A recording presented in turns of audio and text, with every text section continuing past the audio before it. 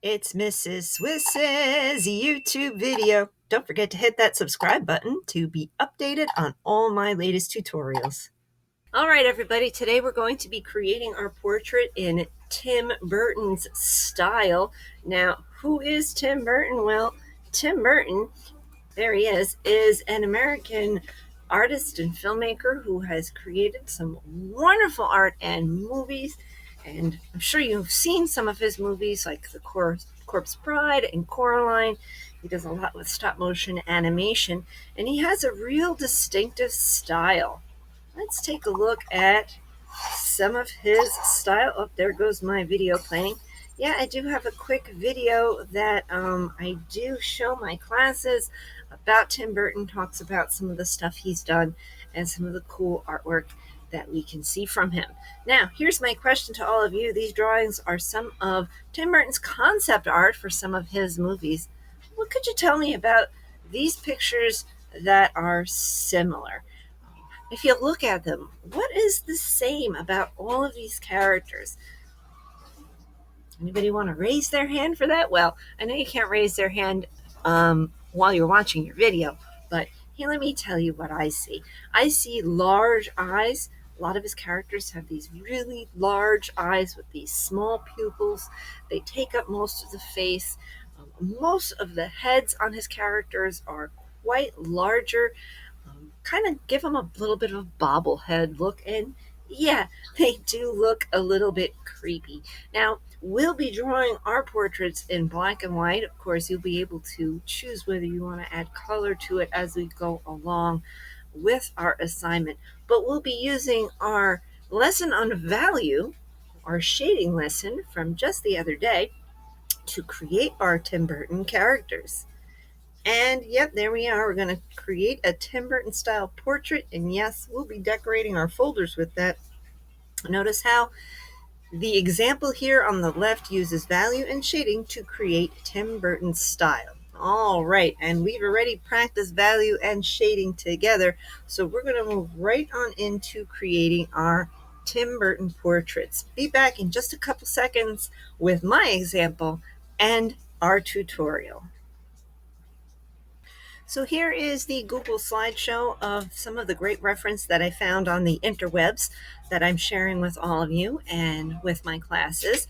These are the steps that we will be following, and let me show you some of the other cool things, just some different head shapes and eye styles that you can include on your character. And of course, down the bottom, you'll notice some great tips on how to draw some hairstyles on your character, along with some mouths, different style noses.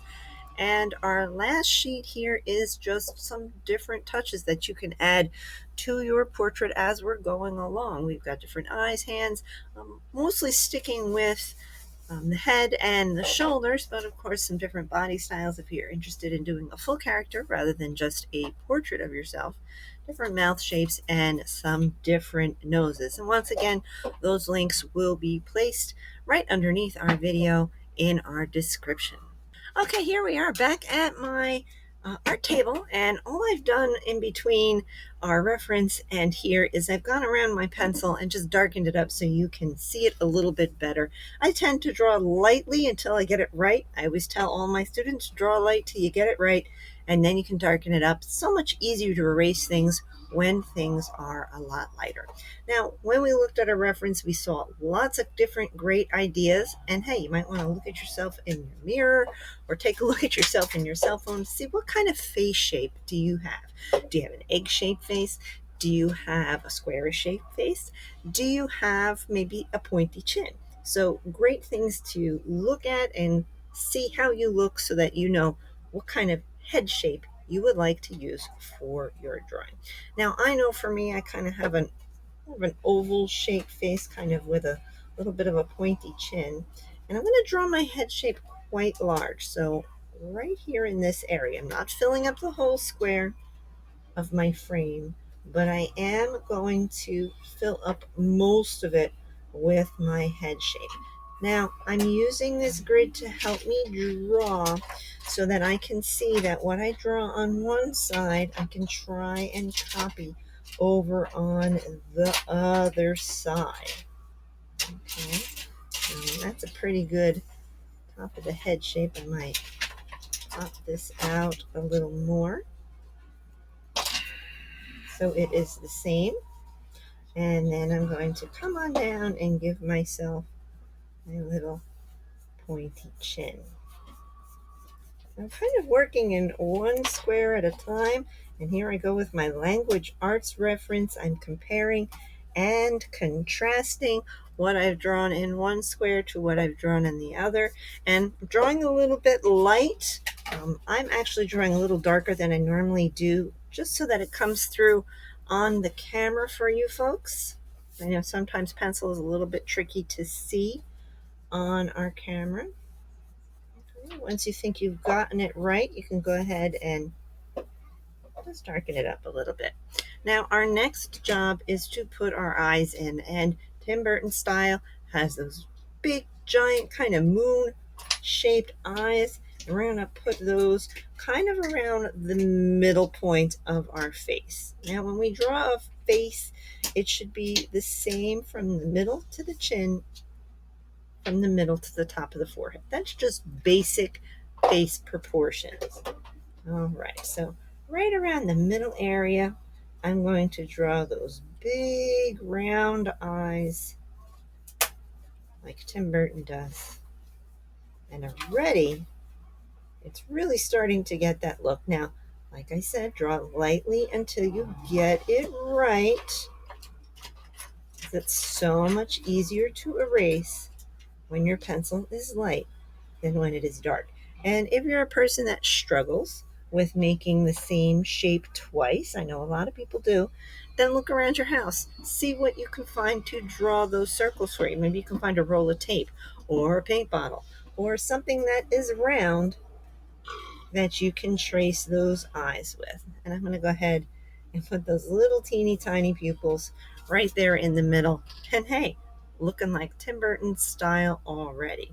All right, we want to put some eyebrows. Take a look at your own eyebrows. Do you have thin eyebrows? Do you have thick eyebrows? Do you have a unibrow? What kind of eyebrow do you have? And if you're not into drawing yourself, I know a lot of my students, they get a little bit, I don't know, anxiety about drawing themselves. Maybe you're just creating a character, and that's fine too. All right, so there go my eyebrows. They're just kind of little arches right above my eyes. Now, eyelashes, we all have them, and in our reference, we saw different ways of doing them. On my example, I just did 3 of them that curve out on each side, although you might want to do more than that. Maybe you want to do 4, maybe you want to do 5, maybe you want to do them all the way around. That is totally up to you.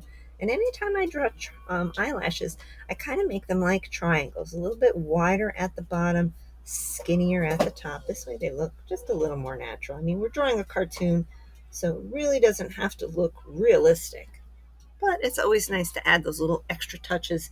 Makes it look a little extra special. All right, we're going to put our nose in next. Now, lots of different types of noses in our reference. We all have different styles of noses. Some of our noses are pointy, some of our noses are rounded, some of our noses are wide, some of our noses are skinny. So you have to decide what type of nose suits you the best. I always like to start with the middle part of my nose first and give myself a nice little U shape, and my nostrils on either side, I go to parentheses. Although I've seen some noses just kind of like a little half a triangle. Now I have a nose ring, so I'm going to go ahead and put my little circle there for my nose ring. If you want to put the sides of your nose, you can, going up into that space right in between your eyes. And then we're going to do a mouth. And same thing, like I said, with the noses. Everybody has a different mouth. Look at yourself. What style mouth do you have? Do you have a small mouth? Do you have a wide mouth? Do you have full lips? Do you have skinny lips? Basic way to draw a mouth. Now, Tim Burton style, he usually keeps those mouths kind of small. I draw a nice big U here for my bottom lip. I always tend to start with the bottom lip. I don't know why. Usually gives me a nice little frame of reference so that I can draw the rest. And then when I do my upper lip, I put a little tiny U because we all have that little dip mark in the middle, and then go right to the edge.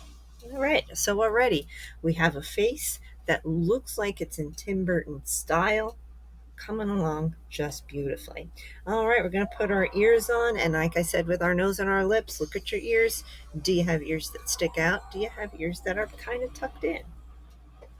I'm just going to use little parentheses on either side, and that line that I drew right in the middle, that really faint line, is helping me keep my ears right on track so I don't have one that's a little bit higher than the other. And I put a little line on the inside there just to show that we do have that little curve. Some people have earlobes that hang down. So yeah, if you've got earlobes that hang down, then you could do that as well.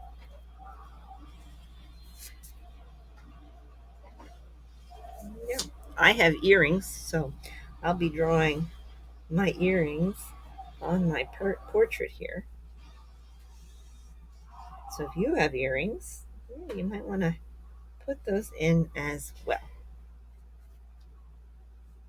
Okay, now we're going to do our little skinny neck. Now typically when we're drawing a portrait, our necks would be a lot larger, thicker, but for Tim Burton style portraits, they're quite thin. We showed those examples earlier when I said they kind of make it look like bobbleheads, and that's what that thin neck is going to look like. We'll do, and then we're going to just give ourselves some shoulders. Now, if you're a person who's drawing maybe a full figure character, well, then that's the time when you would start adding in your body. Now, so far, I like my drawing. I hope you're liking yours too. I still have to add my hair in. And there were some great reference pictures on our reference materials that showed you some different ways of doing the hair. And hair can be kind of tricky if you've never done it before. I'm going to show you some tips and tricks on how to do that. Now, first of all, when we do hair, we want to figure out what kind of shape does it make around the head. Okay? My hair is usually pulled back over my head, so mine makes kind of like a rounded shape around my face. Now, this is not all forehead. Our hair is going to come down on top of our forehead. Some people have kind of like, little shapes, comes down by their ears. Maybe you got a little pointy hairs that come down by your ears, and I'm just kind of sketching things kind of lightly so that you can see what I'm talking about. And once you get something you like, then you can go ahead and darken it up. Now, what does your hair now look like around the outside of your head? Now, some people, their hair is really short, so maybe it just is really short and close cut to your head. Maybe some people, like me, I have really fluffy hair, really fluffy curly hair. The student once tell me that my hair looked like ramen noodles falling off of a cliff. I thought that was quite poetic. So I'm just drawing kind of my basic fluffy hair shape around the outside of my head.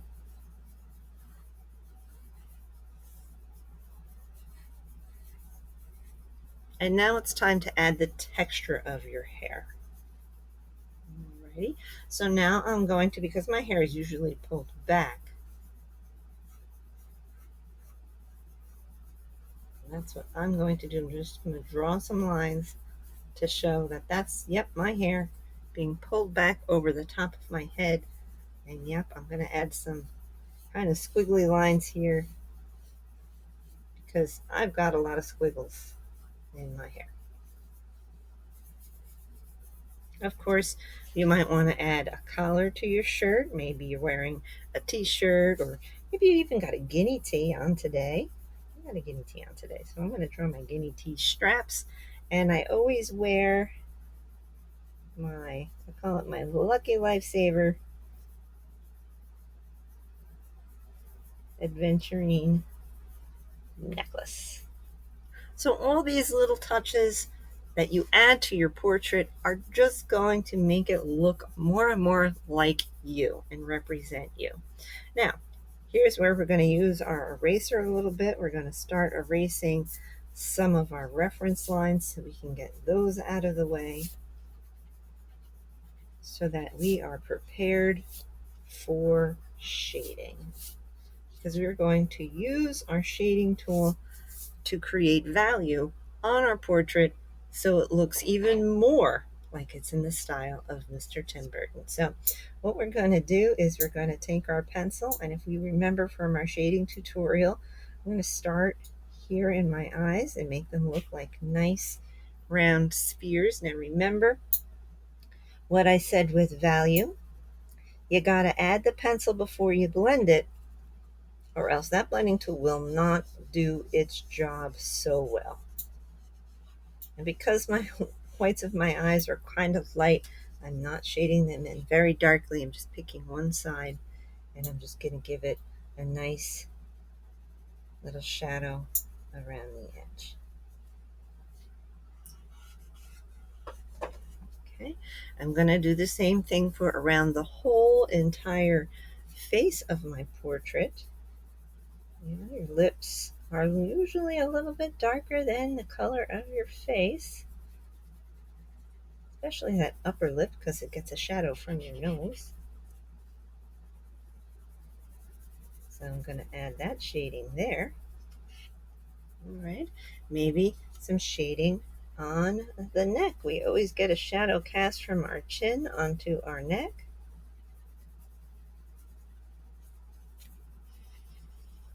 There you go. And so you can see how I'm just very little by little going around my portrait and adding those shadows in to really make it look a little more fun, a little more realistic. Adding some shading to my noses. And for me, I'm a pale person. I don't need to do a lot, but maybe you need to, on your portrait, go a little bit darker with your shading. You have to look at yourself and decide what is the best tone of gray to use. I'm just adding a little bit of gray shadow around the edge. And yep, that's some basic shading there. I got to darken up my eyebrows. Look at that. It's all coming together quite nicely. And then, of course, yep, got to do my hair. And that's going to take me quite a while. I've got quite a lot of shading to do in my hair. And if we remember from our value lesson yesterday, kind of want to follow the direction that these things go in.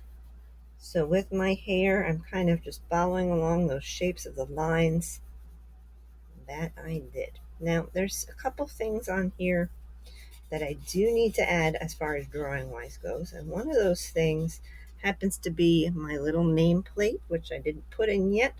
I think I'm going to just put my little nameplate right down here on my frame.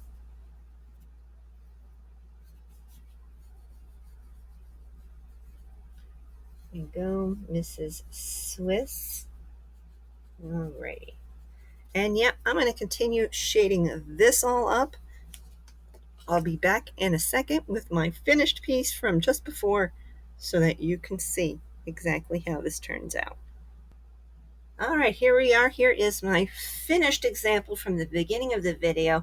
And I just want to show you some things that I did not get into when I was working on my example. I want you to notice that, yes, I have used, there it is, that magical Sharpie marker to do some filling in and some outlining just to, kind of boost up some of the details. I've outlined my eyes, my lips, my shirt. I've colored in the background, although you might choose to use colored pencils or crayons or watercolors to add color.